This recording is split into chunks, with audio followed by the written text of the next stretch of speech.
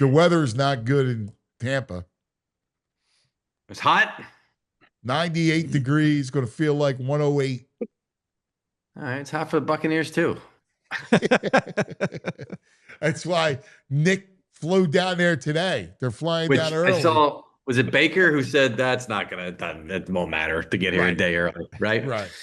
Um, yeah, I don't know how I feel about that, right? Because it's like you're sort of acknowledging something, but maybe you're putting, well, it's the Heat. It's not us. It's not our scheme. It's not that, so distract, like retain the confidence and all that stuff. Which I've seen it's been mentioned in the market down there. They were not at full strength last year, and they were badly in need of a blow at that point last year. And some of these other, like the playoff game, I mean, they were limping into that game.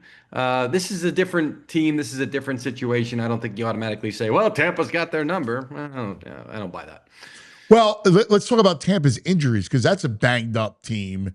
very The much. Tampa, and so you're going to get Tristan Wirfs back, who was a full participant in practice yesterday. So Yeah. that's going to fix a couple positions because they had their center playing tackle, right? So Wirfs come back should help that old line, but Evans is out, and Godwin didn't practice yesterday. He's coming off that ankle. Even if he plays, you wonder what kind of shape he's going to be in. Well, Godwin was a planned rest day yesterday as part of his rehab, so don't read too much into that. That's all part of the plan. But losing Evans hurts them. Yeah, Ibuka has been fantastic as a rookie, playing like a veteran, which I know they were high on him this summer, and that's been big because they lost Yeah.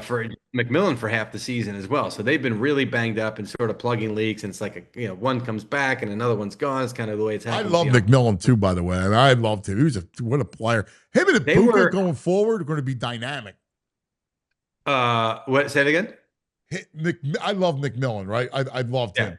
When he comes Mhm. back, he and Ibuka are going to be great going Oh, yeah, yeah, forward. yeah, yeah, yeah. I thought you said Puka. I Yeah. was like, no, that was last week. But McMillan, I thought he was gonna have a better rookie year, to be honest with you. And I know there was a little bit of a disappointment there, but it's like you can't assume these guys are just gonna come in and just start to hit right away. So they still have high expectations for him in the long run. I mean, Ibuka's I mean, Ibuka comes in, he's killing it. Look at Marvin Harrison, still trying to work through some kinks here with the Arizona Cardinals last night. So. Yeah, he'll be a fantastic player. They're still really good in a lot of places. They feel good about their defense where they are with that, and the guys in the back end there. So this is still going to be a tough game, one you got to show up for sure. And I love what Bowles is doing down there. Josh Grizzard, their offensive coordinator, has gotten off to a great start. Listen, it's just been one coordinator after another because these guys, Baker's been the head coach maker down there for the Buccaneers and for these OCs now, and Grizzard's gotten off to a good start as well. Well, it'd be interesting to see how the Eagles are all banged up too now. No Nolan Smith, right? Hmm. So that's a big loss. Zach Bond's going to be wearing a brace. You got no Ja'Cory Bennett, and looks Yeah. like Dory Jackson is dinged. You're probably going to see a lot of Keely Ringo. So there's some injury concerns there for the first time.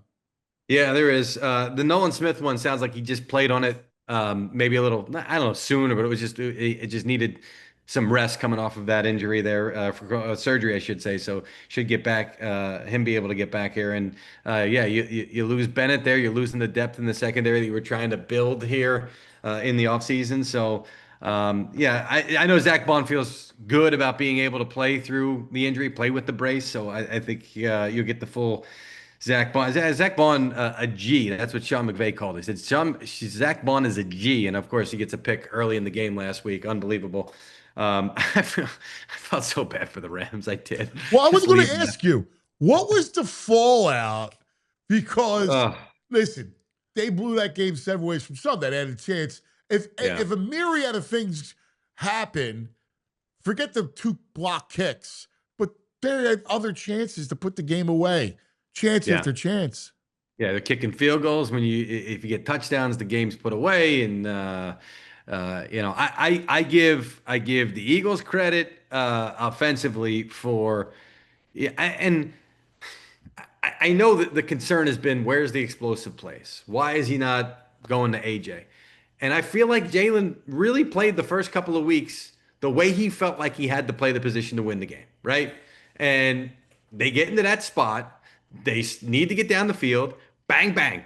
Hey, see, we can do it if we need to do it. And I'll throw it to AJ if he's got a guy on him because he's still open and he can muscle his way, uh, not only to make the catch, but muscle for yards after the catch. Uh, and I kind of like the way that he's approached things the first couple of weeks here, and the situation is called for whatever. I mean, go back to Chris Jones telling him like, "Y'all didn't run for 100. We won the game." Like if you asked Jalen Hurts about the first 3 weeks of the season, we won all the games, right? I like the way that and it's good that you can hit the gas and be able to get the plays that you need, the explosive plays when you needed them. Yeah. No, I listen. They also there's some mitigating circumstances, right? Lane Johnson goes out with a stinger, and all of a sudden you look at Pryor, he's a disaster. Fred comes in to kind of stabilize things, and I Yeah. think that wasn't a coincidence. No, he did.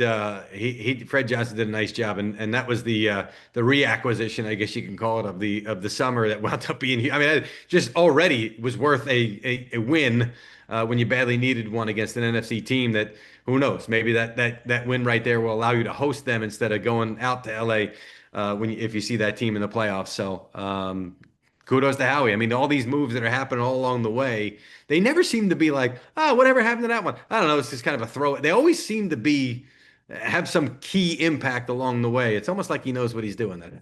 Speaking of Howie, and this is interesting because the Texans are 0-3. Mm-hmm. The Eagles and the Texans are a trade partner. I mean, they've done it in the past. See something down the line? Maybe that anybody down there could be on the move. I know it's early. Yeah, I don't know. For Corner. Philly or for anybody. Yeah, corner. Um, Because I can smell, I could see Howie, Yeah. doing something down the line. Well, yeah, especially if you're dealing with injuries at the position, that wouldn't be surprised if they wind up trying to find a way to address that before the trade deadline, which is still over a month away. And I like the fact. I mean, we previously would have been up against it right now. Would have been up in 2 weeks or so. So I like the fact they moved it back. I know more people want to see it move back even further, almost baseball-ish, where it's 3/4 of the way through the season instead of about half. But it's created some action at the trade deadline. And you've also got general managers that are more willing to make moves during the season than previously. Previously it was like, I'm not giving up draft capital. They've done a good job, whether it's with the compensatory formula to say, yeah, I'm trading a pick away here, but I'm going to get one back later, and sort of doing the math on that, and I'm okay to give up something now for more of a known commodity.